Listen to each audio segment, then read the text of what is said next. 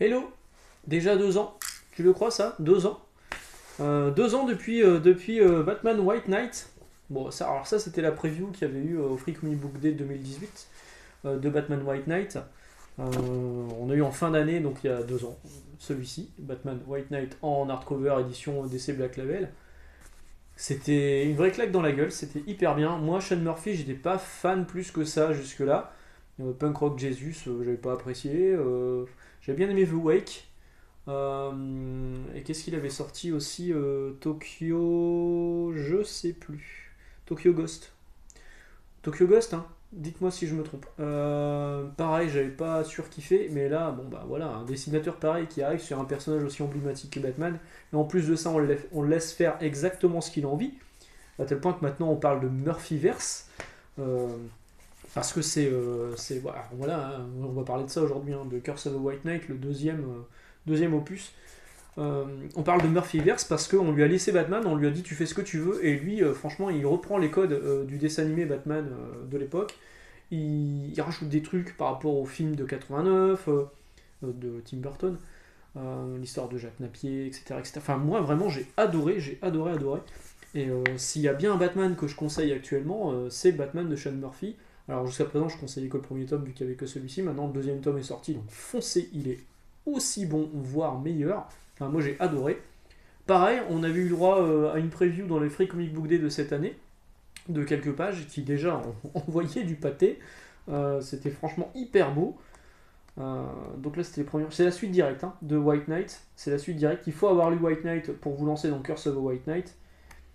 Voilà, il y a des pages qui sont. Et là, je veux pas trop vous spoiler, donc je vais pas vous montrer trop d'intérieur, mais c'est hyper beau. La colo, elle est magnifique. Enfin, c'est incroyable. Donc c'est la suite directe. Azrael débarque. Azrael, si vous connaissez le lore de Batman, c'est Jean-Paul Vallée euh, qui a remplacé dans l'histoire de Batman classique. Hein, il a remplacé Batman quand celui-ci avait eu le dos brisé à cause de Bane. Mais il a été beaucoup plus violent. Il avait limite une armure. D'ailleurs, une armure qu'on retrouve un peu là-dedans. Le look d'Azrael, il est juste génial. Le personnage, bon, évidemment, ça reprend le personnage de l'époque, mais en changeant des trucs.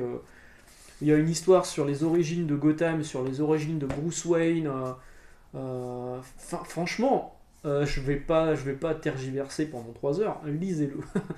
Lisez White Knight et lisez Curse of White Knight, c'est juste génial. C'est disponible actuellement donc chez Urban Comics. Vous voyez, quand je vous disais que chez Urban, parfois tout n'était pas clean. Vous voyez ces rayures là. Voilà. Pourtant, il était nickel hein, quand je l'ai pris au taf, mais on est dans sa bibliothèque, il se balade un peu, boum, c'est parti. Ça, c'est un problème chez Urban. Hein. À part ça, c'est impeccable. Hein. Le truc qui coûte 22,50€, il fait 288 pages, c'est 48 pages de plus que White Knight. Alors, la raison est que à l'intérieur, vous avez le one-shot Van Freeze qui s'intercale entre deux épisodes de Curse of the White Knight. Qui est dessiné non pas par Sean Gordon Murphy mais par Klaus Johnson. Bon, c'est un kiff qui s'est fait, hein, parce que clairement Von Freeze, c'est bien de l'avoir mis. Hein. Franchement, s'il avait pas été dedans, ça m'aurait fait chier. Mais là, il est dedans, et puis quand on le lit, ça apporte pas grand chose. Bon, dessin Klaus Johnson, c'est sympa, mais c'est daté.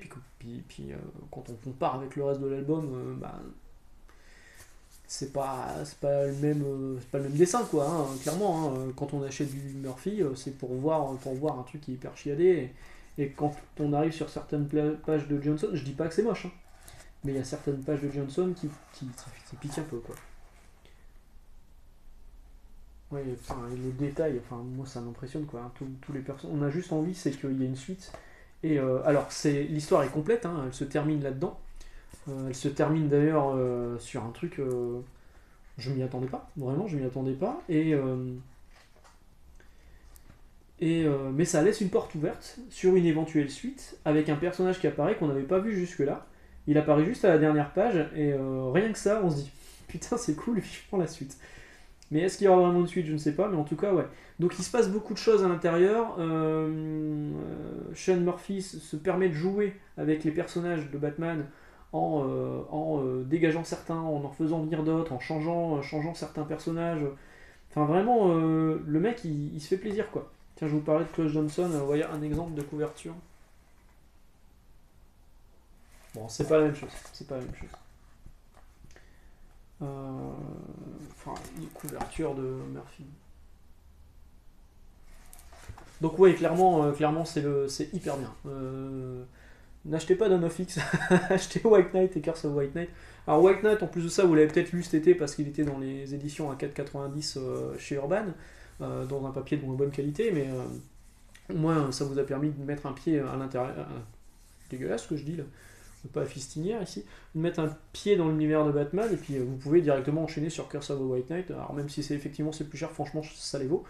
Il existe également en édition noir et blanc ancrée, où les dessins de Sean Murphy sont incroyables, mais la colo elle est tellement belle, c'est Matt Hollingsworth, la colo elle est tellement belle que je suis super content d'avoir une version couleur, quoi. Moi le noir et blanc j'aime bien, mais sans plus, je préfère lire mes comics en couleur, hein. Et il sera également disponible dans une édition deluxe hardcover.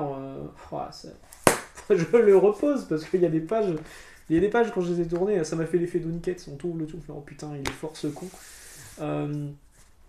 Et oui, donc ça va être disponible aussi dans une édition deluxe. Je crois que c'est 49, celui-ci c'est peut-être le moins cher, 49 ou 59. Une édition deluxe, bon. L'édition de luxe de réachaud, en plus de ça, ça va être hyper compliqué à trouver, c'est peut-être pas forcément nécessaire, cette édition-là, elle est bien suffisante. Et vraiment, c'est un récit que je recommande fortement. Si vous êtes fan de Batman, ou même si vous voulez juste vous intéresser un peu au personnage, j'ai l'impression que ma caméra, elle est bien, elle est de biais.